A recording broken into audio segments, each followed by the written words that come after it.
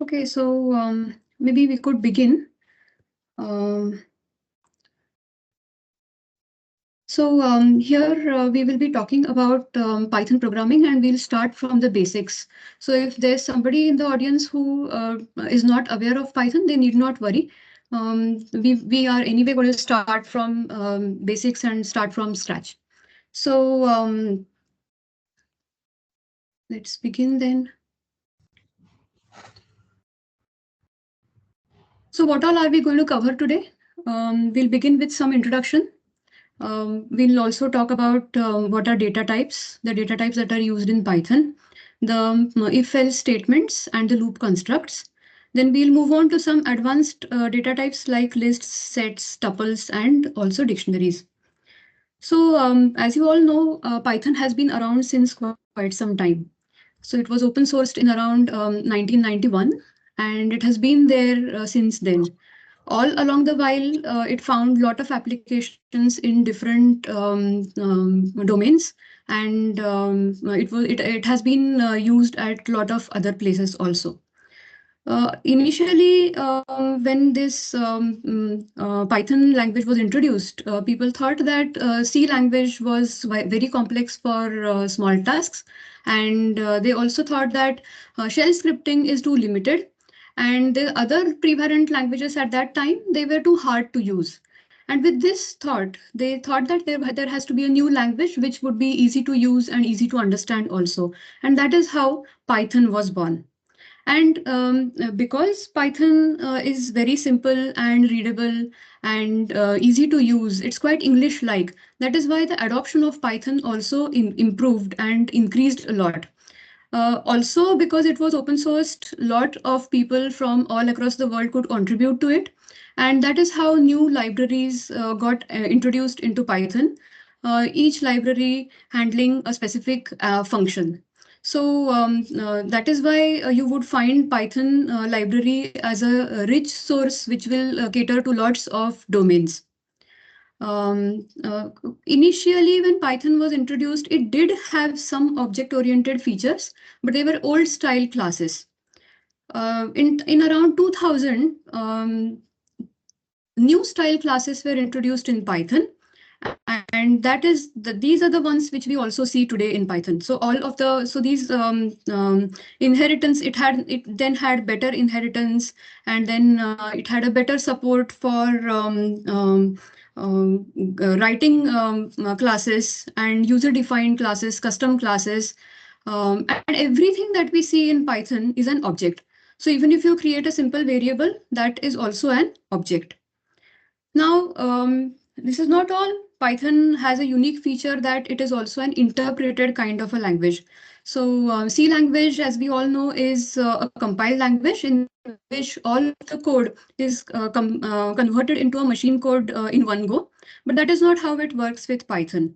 A line is read, it is converted into machine code and executed. So this work is done by the interpreter. This is also one of the reasons why Python is platform independent. So meaning that you write the code once and you then can execute with the help of this interpreter on different OSs.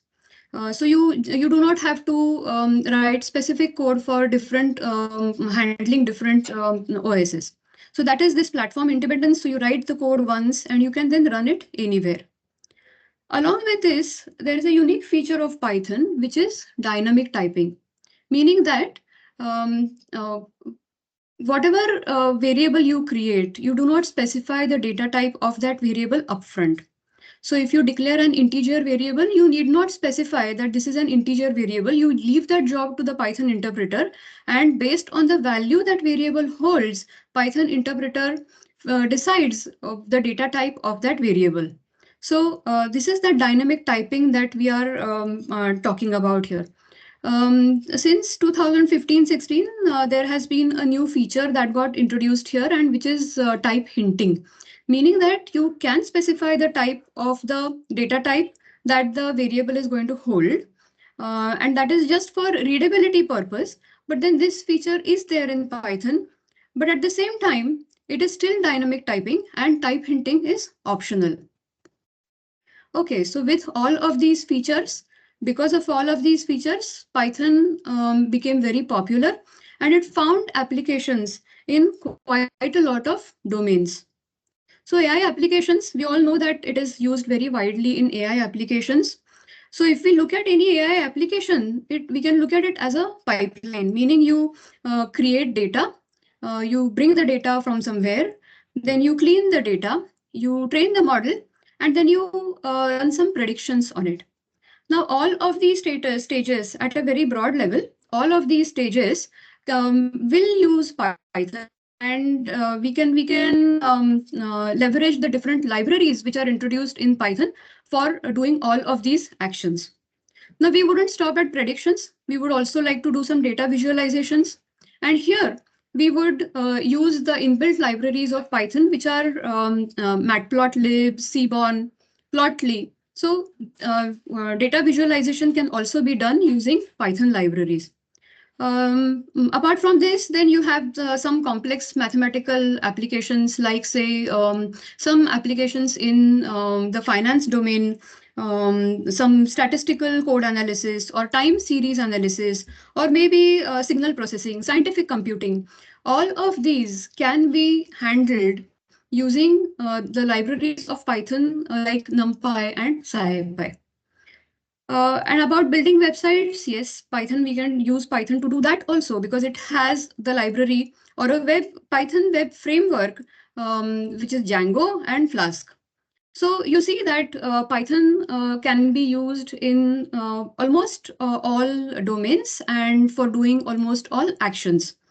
It has its pros and cons, but basically we are talking about the wide acceptance of Python, which happened over in a very short period of time. So for the beginners, for the complete beginners, how to install it? Normally, we would install it using Anaconda. So you install the whole Anaconda, and with it comes Python. With it comes come quite a lot of other libraries like Pandas, NumPy, Seaborn, Plotly. Everything comes along with it. So you don't have to install it separately. So we would suggest that for complete beginners, you should install Anaconda and create separate environment for yourself in Anaconda and then start your work over there. This is another reason why people use Anaconda. So you have you can create separate environments and they are isolated from each other. So whatever libraries you install for one environment do not interfere with the other. So this is that advantage of Anaconda. So these Conda environments help you do that. So installation, once you are done through with the installation, which IDE to use? Quite a lot of IDEs are available. PyCharm, VS Code, Jupyter Notebooks, these are the popular ones. I would use PyCharm for the demos that I do here now for today and for the coming weeks. But you can feel free to choose any one of these IDs. That's not a problem. So now let's talk about the data types.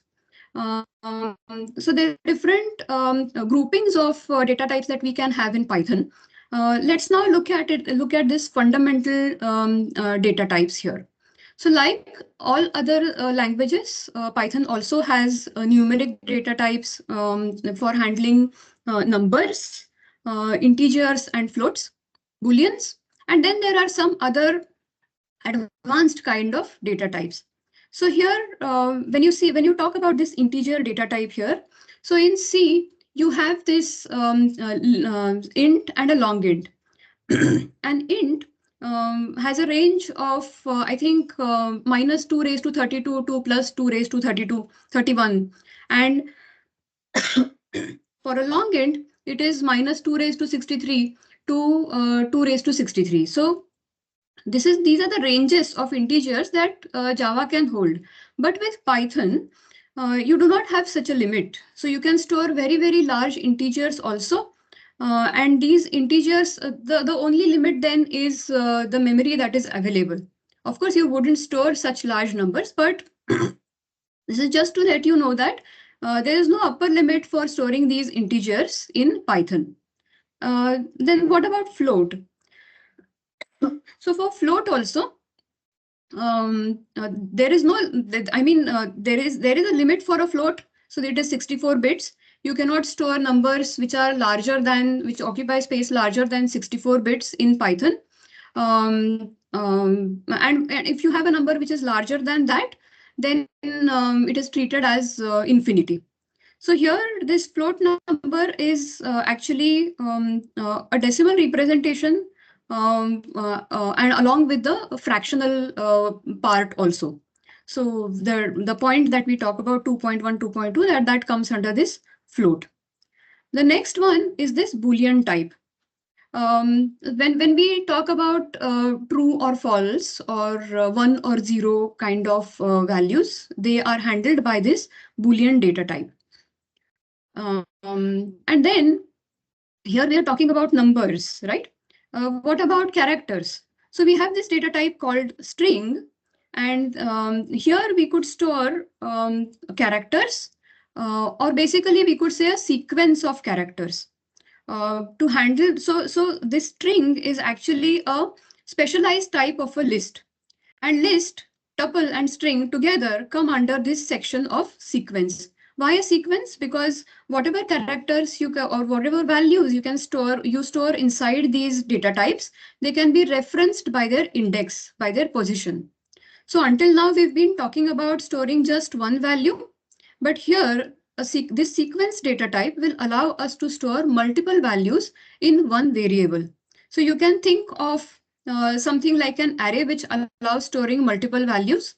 But here, the point to note is that string lists and tuples will store values of different data types. We are going to look at all of this in a greater detail in some time, but just understand that whenever it comes to storing multiple values, we would leverage list and tuples. For single values, we would use this numeric data types and this Boolean data type. Now this set is another data type which can also hold multiple values. But the reason why it is not clubbed under this sequence section is because set is an unordered kind of a list, meaning that you cannot reference the individual elements of a set using the index or the position, and that is because a set holds only unique values. So if you try to add a duplicate value inside this set, that is not allowed. So it just discards that value. Okay, so these are about the simple data types, numeric, integer, float, and the sequences, which are list, tuples, strings, and sets. But what if we had to store something like a JSON, which has a key value pair? In that case, we would use the data type called dictionary. So a dictionary has a structure in which you have a key and a corresponding value, and you would have such combinations inside that one variable and reference those individual values using the key of each of the combination. So this is that dictionary that we are talking about. We'll see all of these in some time.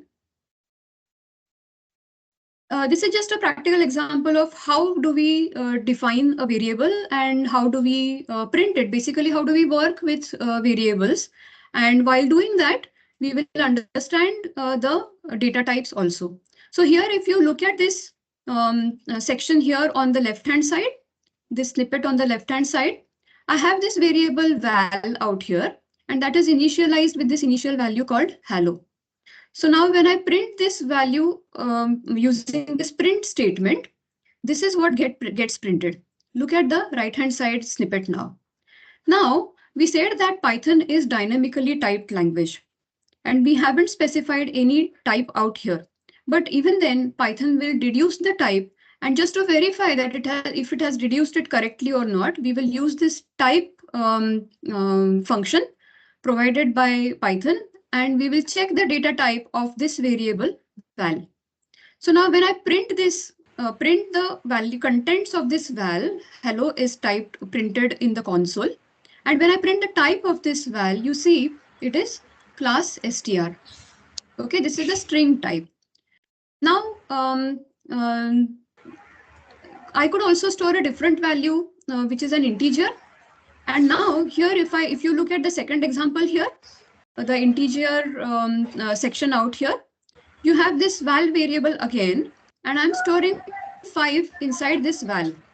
So if I print this value, then 5 is what gets printed, as you can see here in this snippet on the right hand side.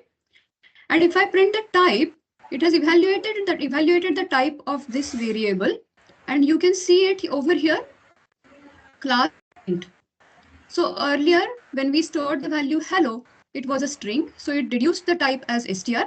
Now it is an integer, hence it has deduced the type as int. Similarly, for a float value, which is the class float here, and for Boolean values, true and false values, the class is Boolean. So please note here one thing. Note one thing, that the type of the values that we are printing out here, they are not just string and int, but they are classes, meaning that these variables are actually objects of this class str, of this class int, of this class float, and so on. Okay, so this is about the data types.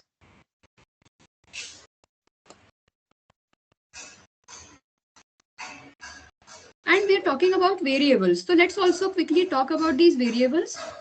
When we talk about declaring variables and assigning values to the variables, what are we actually talking about? So we are talking about some placeholders which allow us to manipulate the data stored in those variables. What all can we do? The first thing is, of course, variable assignment. We just saw that. I have this variable name out here. Look at the code snippet on the right hand side now.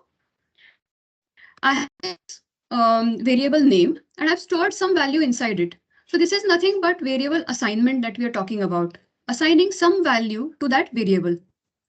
Now this ival, this is another variable, and I have assigned some value to this ival. And as we have just seen, we have this dynamic typing, and we do not need to worry about the data type of these variables that we are declaring. We leave that job to Python and let Python deduce the data type at runtime. Same variable, if we store some different value inside it. Now here, for example, I have this name. Initially, it was a string. Now I'm storing an integer inside it. So this becomes an integer. So this name, this is called as reassigning of variables. So we can use the same variables for different purposes. Each time when we declare this variable, so earlier we had this name equal to string variable, and now we have name equal to 25. These are actually two different memory locations. A different object is created, but with the same name. That is what this means over here. Python is also a very concise kind of a language. It allows you to write code in a concise fashion. So this is just an example, one example of how that can be done. So you see these multiple assignments. I have 3 variables, and I want to assign 3 different values to these 3 variables. Instead of writing these on separate statements or separate lines, I can just combine all of these together in one line and assign different values to different variables. So here, if you look at this multiple assignments in this snippet now, num1 will get assigned the value 10, num2 will get assigned the value 30, and num3 will get assigned the value 100. So that is how we could do multiple assignments in one single line, or we could club together these assignments. The next thing I want to talk about is these constants. How do you represent constants? Now here pi is the constant. We all know pi is also 22 upon 7, 3.142, right? Now to declare these constants, we would just declare a variable name and associate that value to it. But there is a convention in Python in which we say that when we have the variable name declared as all capitalized, it is a constant. So tomorrow, if someone else looks at your code and looks at a variable which is all capitals, all caps, then they would know that this is a constant variable and we should not be tampering with the value. That is how constants are defined in Python. Again, this is just a convention, no enforcement out here. And I spoke about type hinting some time back, right? So this is how this type hinting happens. So the syntax for this is name of my variable followed by a colon and the data type of the value that we wish to save inside this variable. So here, since I am saying name colon str, it indicates that whatever value I store in this name would be a string kind of a variable. Similarly, if you want to store an integer value, it is colon int. So again, this is not enforced. This is just for readability. You reuse this name variable as we have done over here sometime later in your code. That is fine too. But this is just a indication that this name would always contain a string. And the last thing and the most important thing which we should know about variables is that they are case sensitive, meaning that if you have an AME name all lowercase and if you have an AME name all caps, these are two different variables. They are not same. So case sensitive nature of these variables needs to be remembered always. We just spoke about these assignments. How do you handle these variables? So you could assign fixed values to your variables. The different values that you can see here. So this is an integer, this is a string, this is a float, this is a list, this is a dictionary. And you could assign multiple values. Here we assign just single values. Here you could assign multiple values to different variables, same value to different variables. And this one we just saw different variables and different values, everything done in a single line of code. So this is the multiple assignments. Then you could also have augmented operators. So in Java, you must have seen this I++ and J++, even in C. So which increments the value of that variable by 1. So here, this is a similar kind of a thing. And you used augmented operators for that. So here, IVAR is one variable which you have. And if you want to increment the value by 5, then you just write plus equal to 5. So this is equivalent to this, IVAR equal to IVAR plus 5. Similar to this plus equal to, you have this minus equal to, multiplied by equal to, and so on. So these are augmented operators. And then assignment from variables. So if you have two variables and you want to assign value of one variable to another variable, that also you can do. So instead of the value on the right hand side, you would write the name of the variable. So this is about Python assignments. This is just a simple repetition of whatever we saw just now, but I'll still repeat it quickly. So we know about these basic operations: plus, minus, multiplication, division. Modulo, it gives us the remainder of a division operation, and slash slash, this is the floor division, which gives us the quotient of the division that is performed. And this star star, this is used for power of to 2 raised to 6. To represent that, we would use this star star notation. And all of these operators follow all rules of mathematics, which is this BODMAS. Then the assignment, we just saw this, the equal to used for assigning values to a variable, the augmented operators, and so on. The bitwise operators, these are used for performing binary calculations or binary operations on variables which have the binary value. So meaning, what I mean to say here is that you have this 2, which is represented in a binary format, 3 represented in a binary format, and you use these bitwise operators to perform operations on the binary representations of integers. After that, we come to the logical operators, and or. These will be used for reducing the values or resultant values of I mean the this and it will have on the left hand side some expression which will evaluate to a true or a false, and on the right hand side it will have another expression which will evaluate to a true or false once again. So if both these expressions, if they evaluate to a true and you have this and in between them, then the resultant would be a true. And if you have an or out there, the resultant, if one of them evaluate to a false, then the resultant would be a false. So this is in line with the regular understanding of the logical operators, and normally this is used for combining conditions in an if construct, if else construct. Now for comparisons, again, we're talking about the if else constructs out here, or even the loops. Here we would use the comparison operators equal to, meaning is the value on the right hand side of this expression of this operator equal to the value on the left hand side, and so on, not equal to, less than, greater than, less than, equal, greater than, equal to, and so on.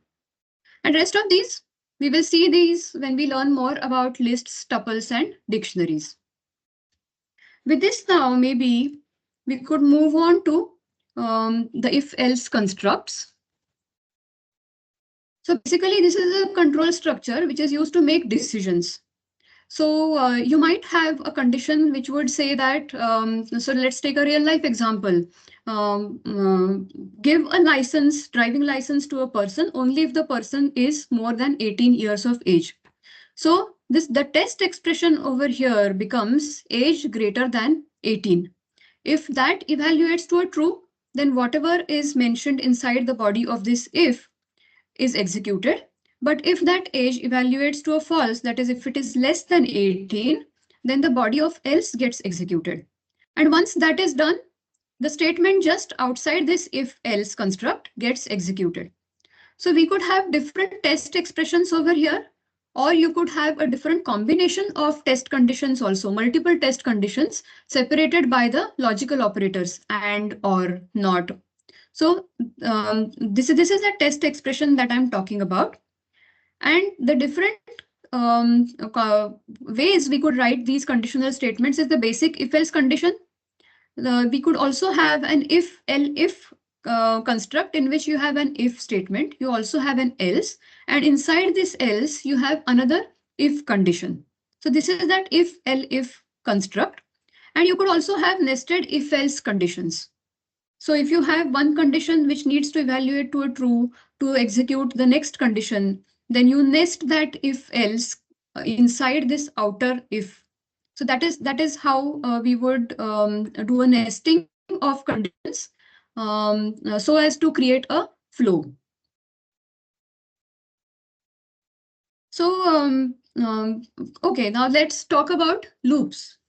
So we have again a test condition out here. And if it evaluates to a true, the body of the loop gets executed. But here, we would decide for how long the loop needs to execute.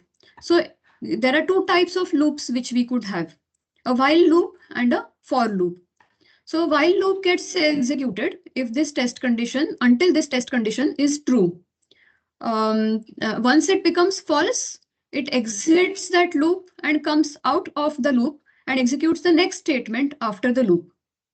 Here we could also have a for loop, and we could decide how many times my loop should execute.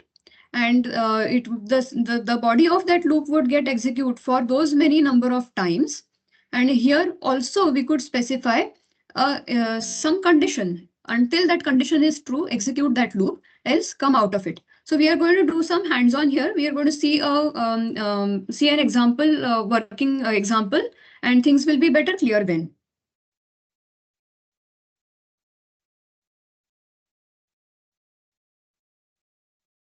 So just an example to show you out here. So you have this counter variable out here, which is initialized to 1, and you have the while loop.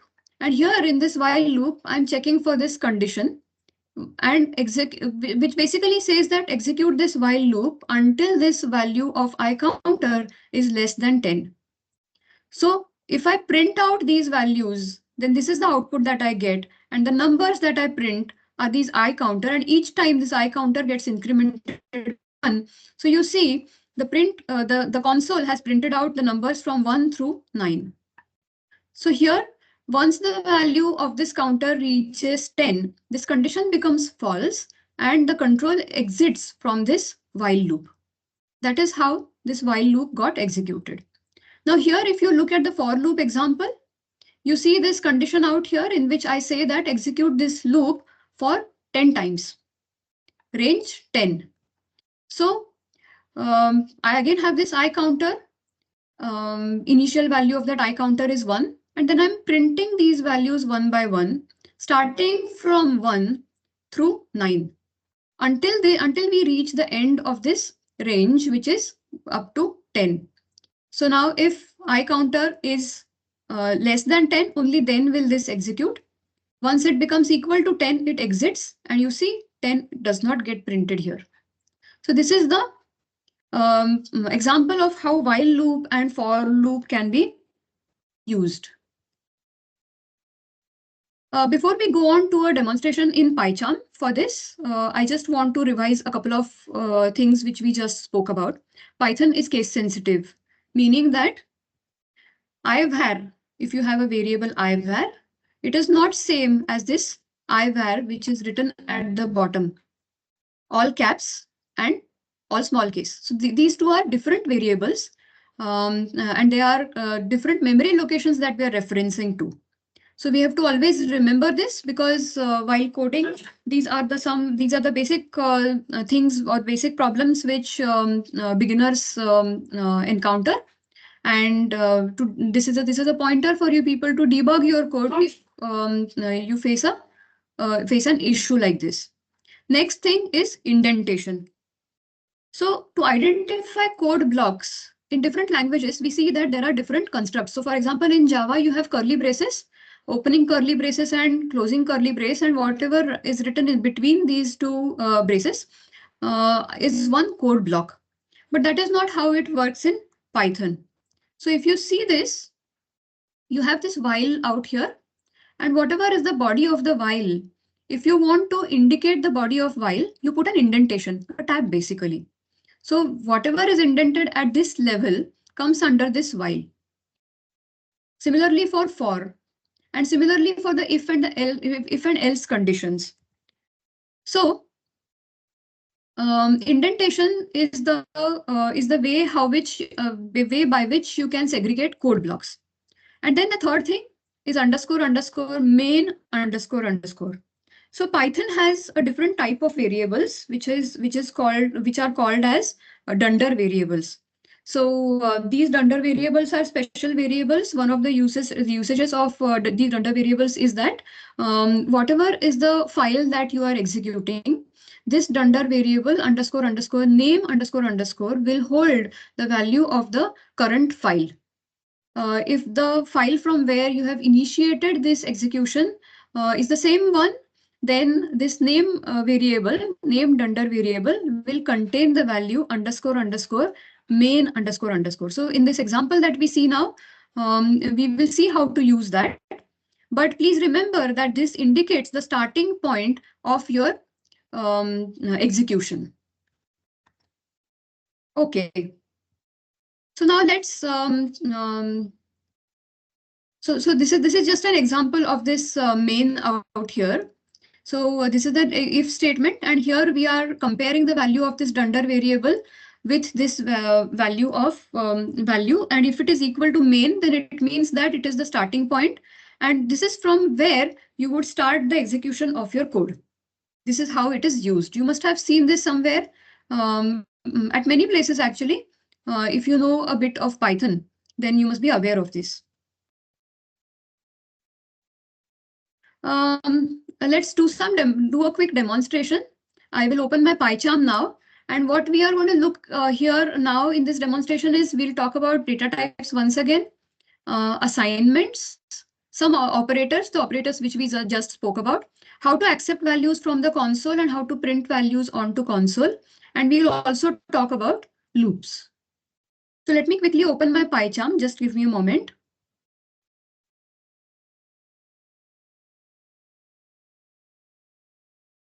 Can you see it now? Okay. So now here, I was talking about this variable. I_var is my variable which I have declared. And what am I storing into it? I'm storing some value which I am getting from console. Input is the function which I use to get the value from the console. Whatever value you get from the console, by default, it is a string. I want to convert it to an integer, so I typecast it using this int function over here. So now my I_var variable contains an integer value. That is how then I can perform this less than or greater than operation on it. So this is an if statement. Observe that there is this indentation out here, and this indentation indicates the code block. So this is the if code block, and this is the else code block. So here my condition is if I_var is less than 5, then you print something. And if it is more than 5, then you go into this else and print something which is there in this else part. So now the instruction is enter a number greater than 5, meaning that if it is greater than 5, then else will get executed. The number is valid, isn't it? Let me run this quickly.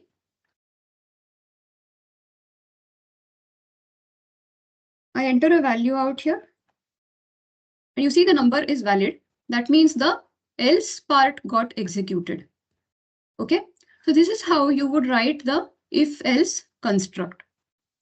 Now let's also quickly talk about loops.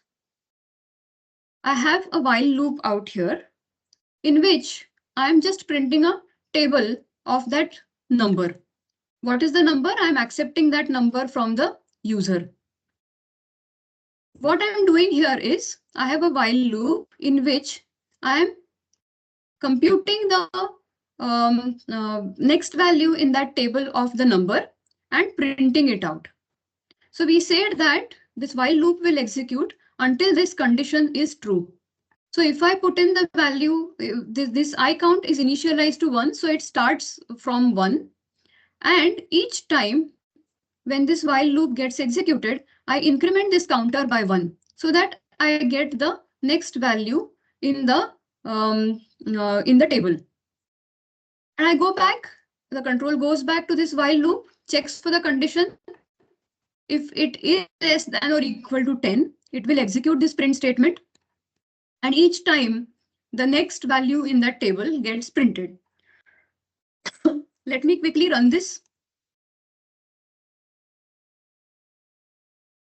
So enter a number. I enter 6 out here. And you see the while loop printed out the table of 6 up to 10. Why up to 10? Because that is what we specified in our condition. Until this condition evaluated to a true, the body of the while loop kept on executing. The moment the value of I count went above 10, the control came out of this while loop. So now I have a similar thing for a for loop also. Let's see that also. How to use a for loop to do the same thing. So again, we will print the table of a value which we take from the user. And here I'm using this I count as the counter. And I'm also specifying the range, meaning you start from 1 and go up to 10. I'm specifying 11 here because then I want to stop at 10, right? It should end at 10, not before 10. And until this condition is true, execute the body of this for loop, meaning do this print out here. So let me execute this also. So you see it has asked for a number. We'll again say give some number. And just the way we saw for a while loop, we've printed out the table using a for loop now. We will see different usages of for loop, the different ways by which we could use a for loop in the coming demonstrations. But this is one of the ways. Okay. Now maybe I'll go back to my presentation. Give me a moment. I will share it once again.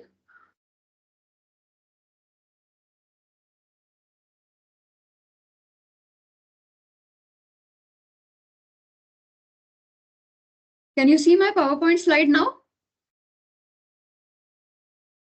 Yes. Yes. Thanks.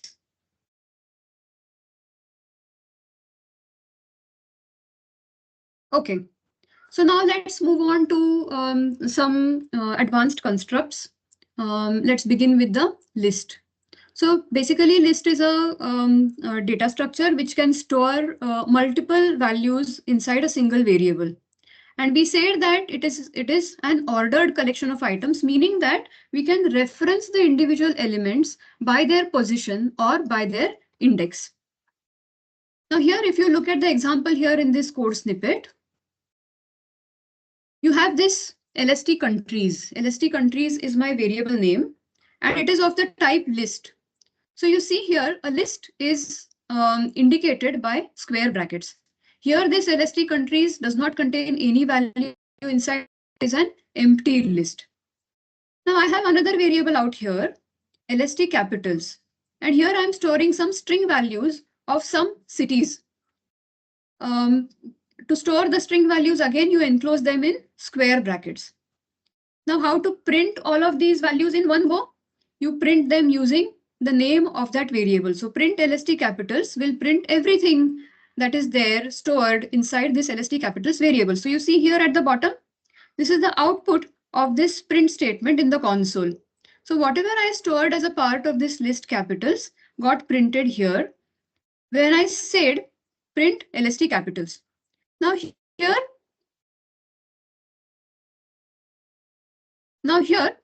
Uh, to access individual elements, we said that since it is an ordered collection of items, we would reference those elements by their index. So if I say list capitals of 0, it means that refer to the first element or first value in that list, which is New Delhi. So that is what got printed out here. So this is how we would work with lists, and we're going to see more examples in the next demonstration. If you want to add some values into these capitals, you could do that using the append function. So basically, we are adding new values to the list capitals, and it allows us to do that, meaning that you can expand or shrink your list as per your requirement. Hence, it is mutable. We say that a list is mutable because we can change or manipulate the contents of the list variable. Here you would also notice that in this list, I have two values which are same. New Delhi as the first element and New Delhi also as the last element. So here a list will allow you to store duplicate data inside it. And you can see here it maintains the order of insertion, which means that if you store a value inside a list, it will always be at that position. So even if I store, so when I say LST capitals 0, it will always refer to the first element, and it will always give me New Delhi until you insert something before it. Okay. And then we also spoke about strings, which are a special type of a list. Meaning that it will allow you to store a string inside a variable, and you could refer each character of that string by the index. Just the way we have used an index out here, we could do it for a string also. Now here in this example, you would see that all of these values that I've stored here, they are of the string type. But it is not necessary to have a string type or string data type values inside a list. You could have a combination of strings or integers or floats and so on. Hence, we say that lists are heterogeneous, meaning that they are capable of holding data of different data types. Okay. With this now, maybe we'll quickly jump into a demonstration once again. I will share my screen, share my pie chart. Just give me a moment. Okay. So here, these are some examples of how we would work with lists. So I have this variable over here. This is an empty list, as you can see. Two square brackets without anything inside it becomes an empty list. Now, how do you populate values into a list? You could you could hard code those values like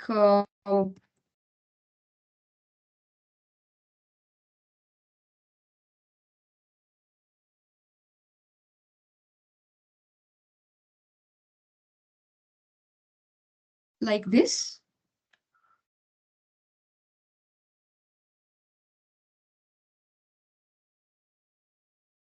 Or, so now here I have these three values inside my list.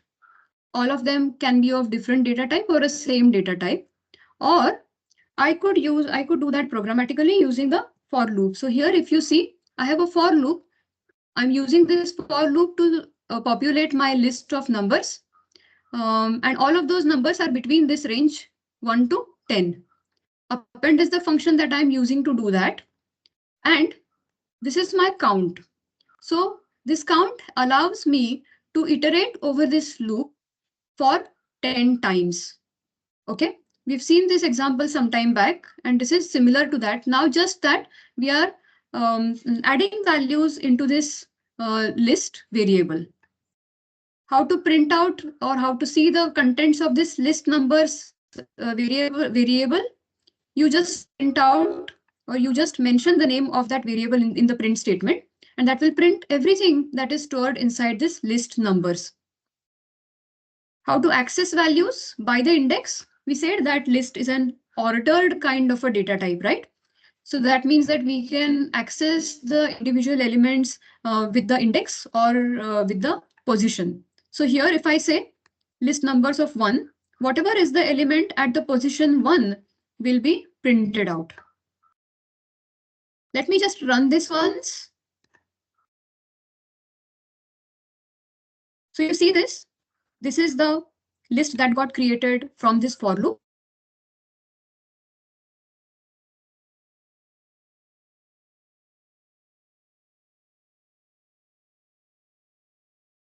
Now I'm saying print out the value at the index 1. So you see here it starts from 0. This is the value at index 1.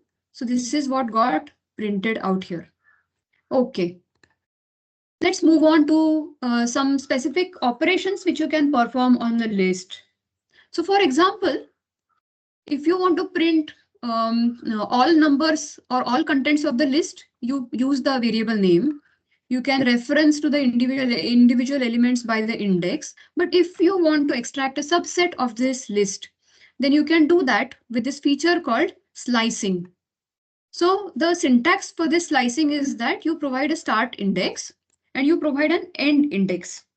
So here I have said that start from this index 3 and go up to this index 7 and print out all of the elements which are between these two indices.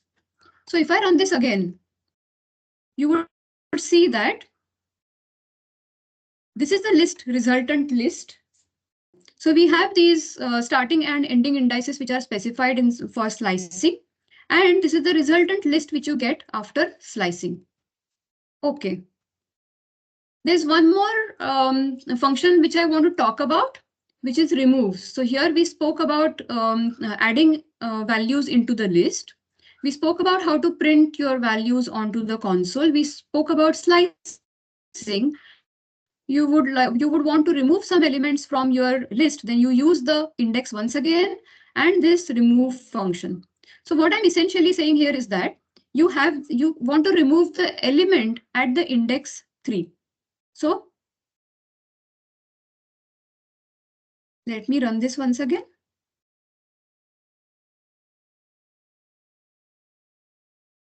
So you see this, the third element is gone now. This is the third one, so that is gone now. This is the resultant list which I have. Okay, so these are some of methods which I wanted to talk about these lists. There are lots of other methods which are available, and I would urge you people to try out each of these by yourself so that you would be in a better position to use Python whenever we move on to the advanced sessions. So now that we have spoken about lists, let's move on to the next data type, which is tuples. We said that tuples are also similar to lists and they are also ordered just like lists, meaning that you can store multiple elements in a tuple variable and you can also reference the individual elements by their index or by their position. So here, if you look at this right hand side snippet out here, I have this tuple of countries, which is blank, meaning that you represent tuples by round brackets. Lists were represented by square brackets. Tuples are represented by round brackets. Now to store values inside a tuple, I would just initialize the tuple with these two round brackets and values mentioned inside it. So this is how you would initialize a tuple variable. How to print out all of these values? You just give the name of that variable in the print statement and it prints out everything that you have stored inside this tuple. So you see here at the bottom, this is the output of that print statement and everything that we stored inside a tuple is printed out into the console. Now to reference each of these elements separately, we would use the index. So if I say tuple of capitals 0, that means that we are talking about this zeroth element, which happens to be New Delhi, and that is what got printed out here. Now here, I have stored string values, but you could also store integers or floats along with strings inside it, different data types basically. So a tuple is capable of holding different data types and hence it is heterogeneous. We also saw that here in this tuple capitals, you have this value New Delhi at the 0th position, and you have this value New Delhi at the last position also. So meaning that a tuple can hold duplicate values. That is another feature of tuples.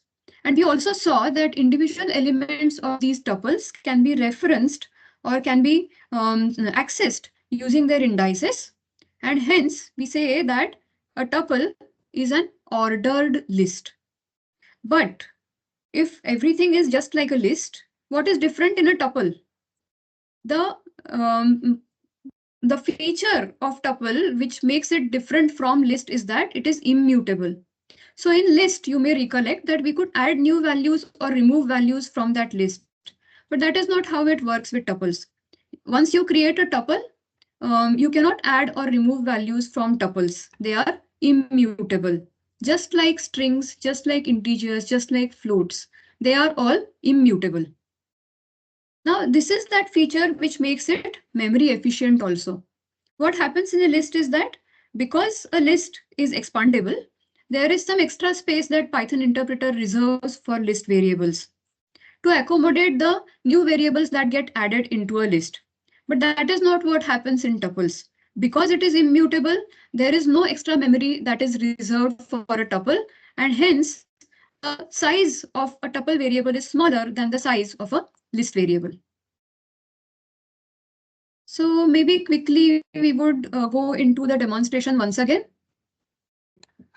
So here, this is my tuple. This is an empty tuple. So round brackets is how you denote a tuple. How to print a tuple?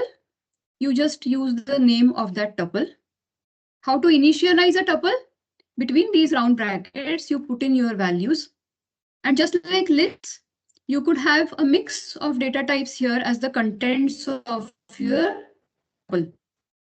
To access the individual elements of the tuple, you can use the index. So if I mention the index out here, the number at the index 3 or element at the index 3 will get printed out. Now, how to iterate over a tuple? To iterate over a tuple, we could use a for loop. So here I have this tuple numbers, and each time I wish to extract one element of this tuple and print it out. So this is the body of my for loop. And in this for loop, I'm saying that iterate over this tuple of numbers starting from the first element until you reach the last element, and each time return the element itself. So this element out here, this element variable which we have out here will hold the value of the element at that position. And then we are using it to print it out. This is one way by which you can iterate over a tuple. The other way is using the index.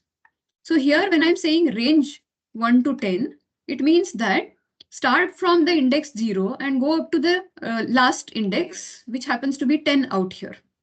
And each time return me the index and not the element like what we saw in the previous example. Now we are dealing with indices. And then using this index, print the number at that specific index. So we know that accessing how to access numbers or individual elements of a tuple, how to access individual elements of a tuple using an index. We put that index in the square brackets. We do a similar thing out here. Now the additional thing that I am doing is I'm just adding 5 to that number and I'm printing it once again. So basically this for loop is going to print out this tuple, print out contents of this tuple, and each time add the number 5 to it. Let me just run this once.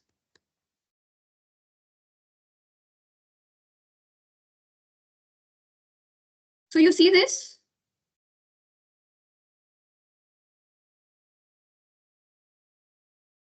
Just a moment.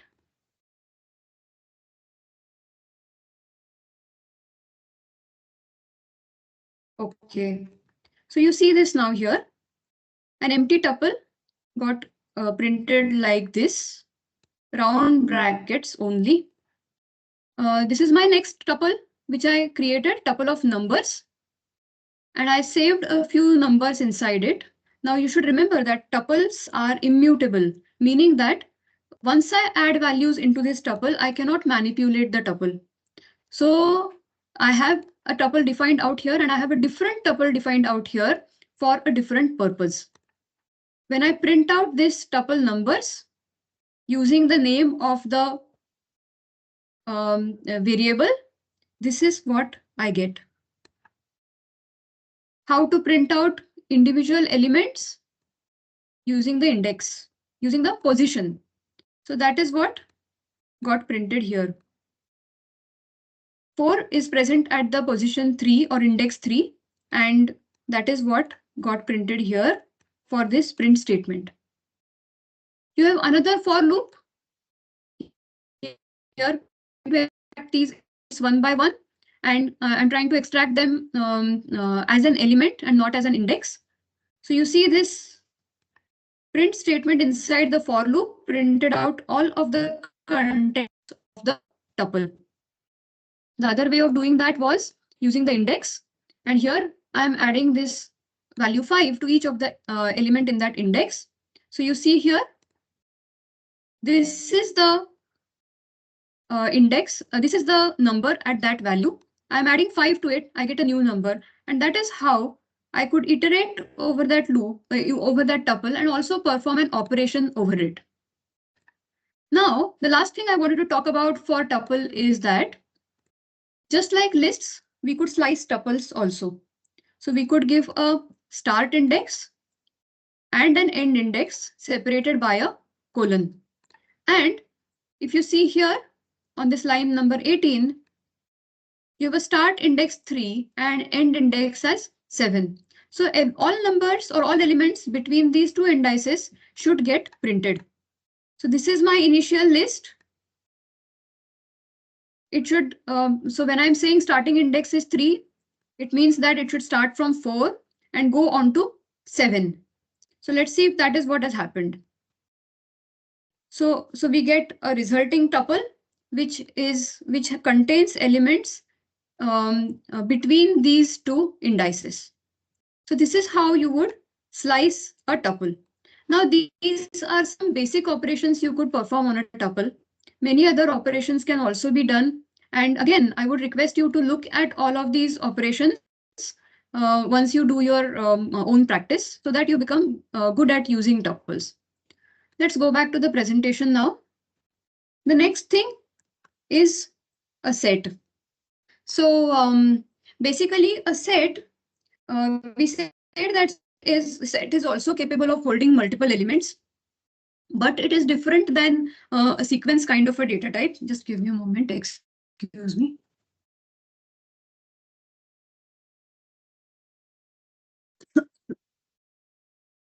So a set can also hold multiple elements, but just that it differs from the list in the way that it is an unordered kind of a collection, meaning that you cannot reference the individual elements of a set using the index or the position.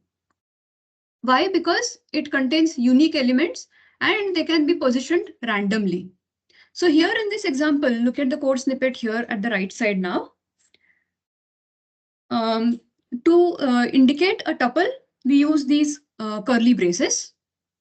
And to add values into a tuple, you would add values between these two curly braces and put your values inside it. To add new values, you use this add function.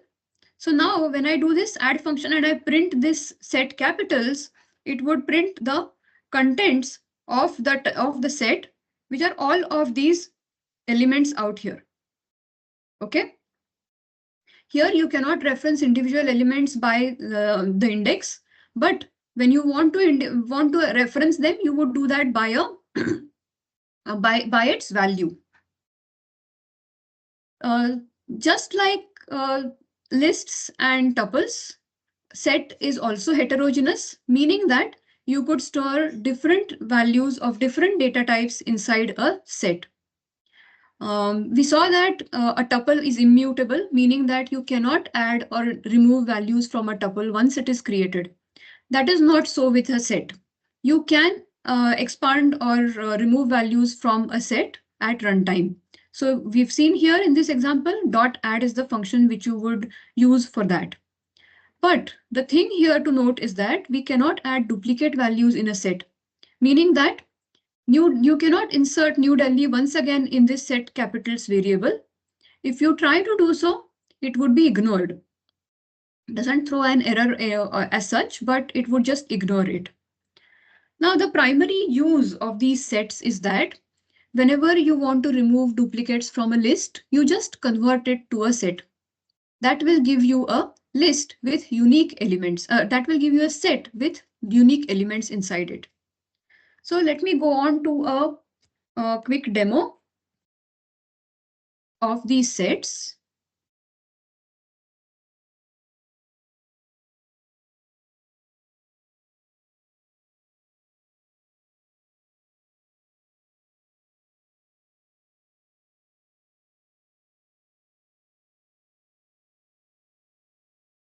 Okay.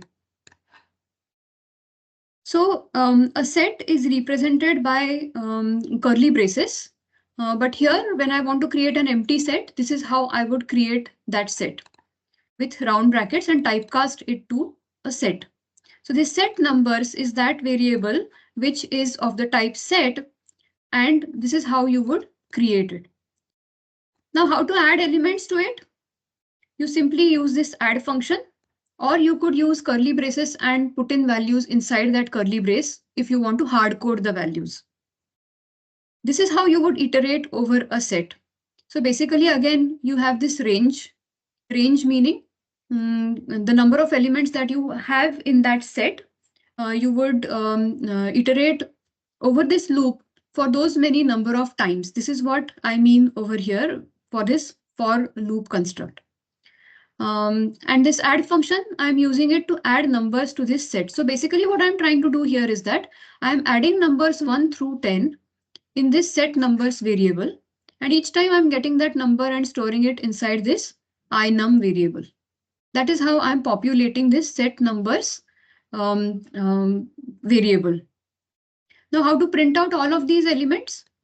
You just use the name of that variable in the print statement and it prints out all of the contents. Let me run this once.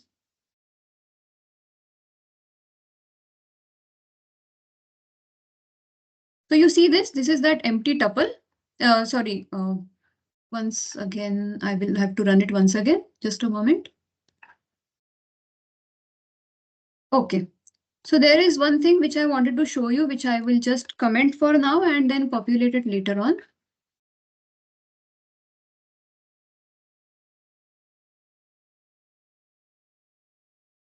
So you see this? These are the elements of my set which were populated using this for loop. Each time I am adding one number to this set numbers variable, and that number is coming from this range function. So my set now contains numbers 1 through 10. And each time I am adding a new element. Now to print it out, this is that print statement. And we said that a set is an unordered kind of a list, meaning that we cannot access values inside that tuple, inside that set using its index. So if I am going to try to do this, and if I run this once again, you see the type error which says that the object is not subscriptable, meaning that you cannot reference the elements using their index.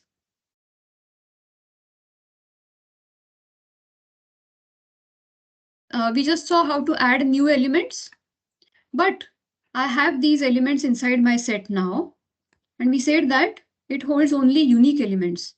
Now I'm trying to add a new element inside into it.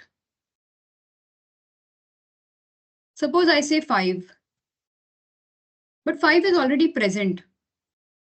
And then if I try to add it and then I print it once again, then you see this is the result of the print statement after I add this 5. The number did not get added. Correct? There are no two 5s out here because this 5 was already present.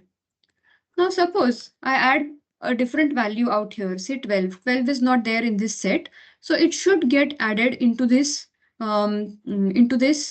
set. So if I run this now, you see this? Now you see this 12 which I added inserted into this set at the end, and that is because 12 is a unique element for this set. Now there's one more function I wanted to talk about, and that is this remove.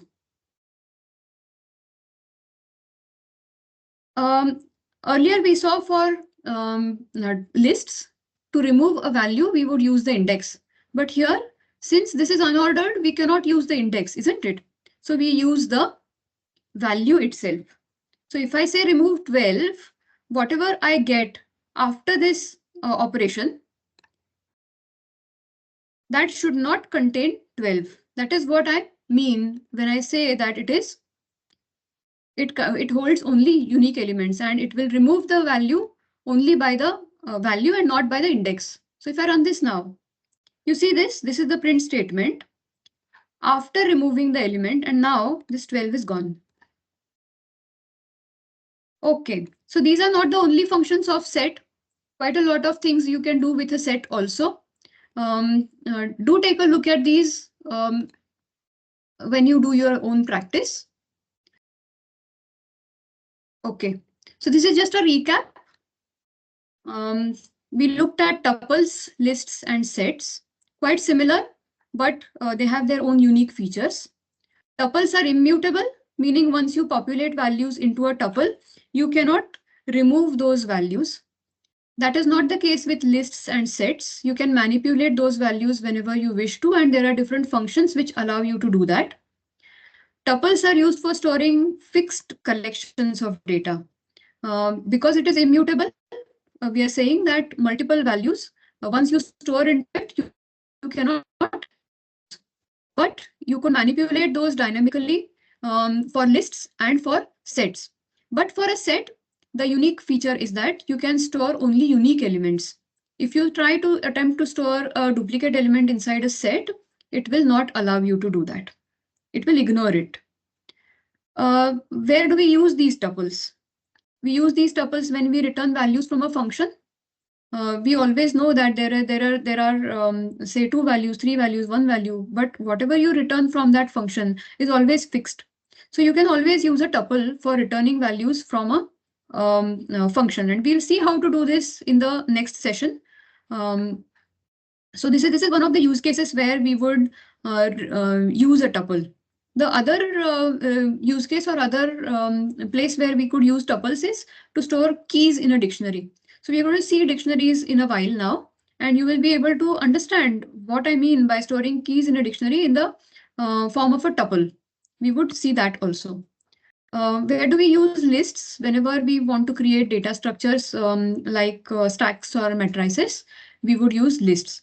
And here, point to note is that we could have a nested list also, meaning that if you have a 2 by 2 kind of an array or a 3 by 3 kind of an array, to identify individual rows and individual columns, you could have separate lists nested into each other.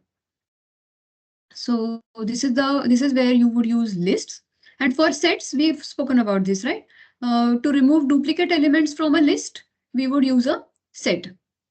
And how to represent them? When you use round brackets, it is a tuple. When you use square brackets, it is a list. And when you use curly braces, it is a set. Okay. So with this now, let's move on to dictionaries. So we said in the beginning that whenever we want to store data which is in the form of something like a JSON, a key value pair, we would use dictionaries, because in that for such a requirement, your lists, tuples, sets, they are inadequate. So you have to have this new data type which is a dictionary for key value pair kind of a data. So you see here, look at the code snippet here now. To represent this dictionary, you use curly braces. And what do you store inside this dictionary? A key value pair. So here I have this name of the country and its capital as its value. India, New Delhi, China, Beijing, and so on. So these are key value pairs which I have stored in this variable dictionary countries. Now, how to print out the values of, or how to extract the values of all of these, or values of this variable? I just use the name of that variable, which is dict countries out here. Now, for the other, for list and tuple, we saw that we could reference the individual elements using the index. Here, you could reference the individual elements using the keys. Why? Because these keys are always unique. You cannot have two pairs in this variable which have the same key. We are going to see the rules of how to define these keys in some time. But for now, remember that if you want to access the values or access the key value pair inside a dictionary, you can reference it with the key. So here this print statement dict countries will print out everything that you have in this dictionary, all key value pairs. So India, New Delhi, China, Beijing, and so on. And if you reference or if you try to extract just one value out of this dict countries, which is this India is the key, then you get the value which is New Delhi associated with this key. Now here these are strings, but like other data types, here also you could have a combination of different data types, and hence dictionaries are also heterogeneous. You could add new values into a dictionary or manipulate by removing the values, and hence it is mutable. It is indexed by unique keys. We just spoke about this, right? You have this India over here, which is the key. And once you reference this key value pair using this key, you can retrieve the value out of it. So it is indexed by unique keys. And where do we use it? We use it to store and manage complex data. If you have relational kind of a data, then and if you want to bring that into your program, you could store that into a dictionary variable. Okay. So maybe we could move on to a demonstration. Okay. So you see here, this is my dictionary which holds student details data. This is an empty dictionary as of now, but I want to populate it with some values. So I have this for loop which iterates for 5 times. So this is that 4 times. The range is from 1 to 5, and each time it returns the counter. And I use this counter, which also becomes the key of my dictionary. and I store a value inside that dictionary against this key by accepting that value from the console. So if I run this now,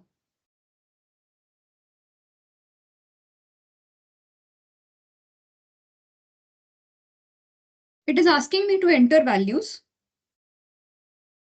because it went into this for loop.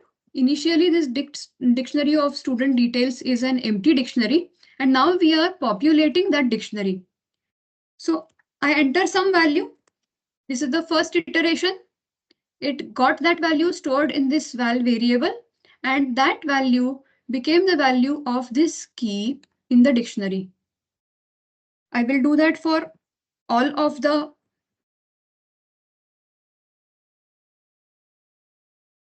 elements of that dictionary.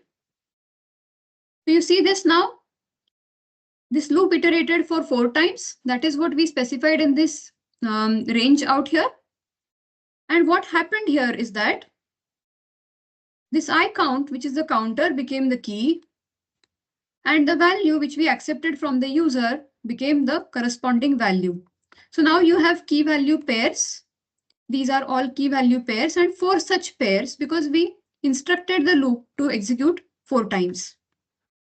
Now suppose I wanted to extract. So I wanted to yeah, it went away. Yeah. So to print everything in that dictionary, I use the name of that variable, and that is what gets printed here, all key value pairs. Suppose I wish to extract just one element or one key value pair, then I use that key. We say that it is indexed by unique keys. So this is that key, and the value that I get is the corresponding value associated with this key, which is AAA. And there is something called as items, which will get me individual key value pairs.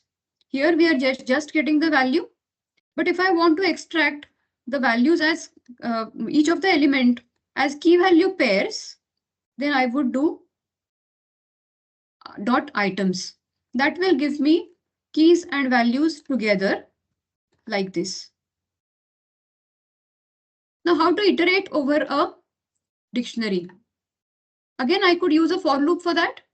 And here I could iterate on the keys. So here this syntax, observe this syntax now. This for loop syntax will allow you to extract keys one by one from this dictionary of student details.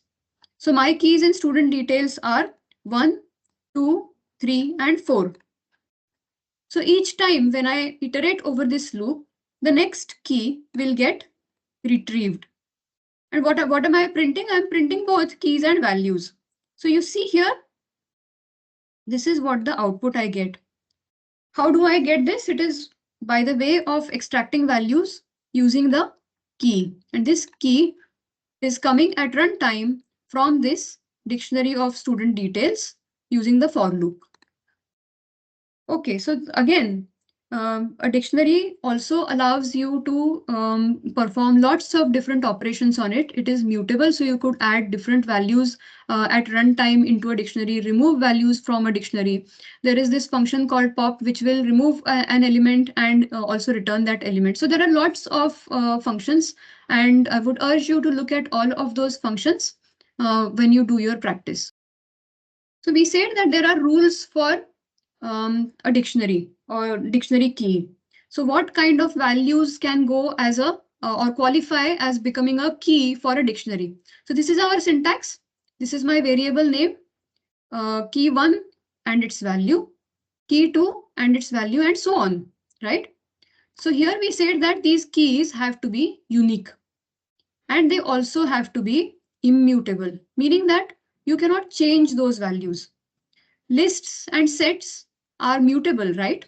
So lists and sets cannot become keys for a dictionary, but a tuple is immutable.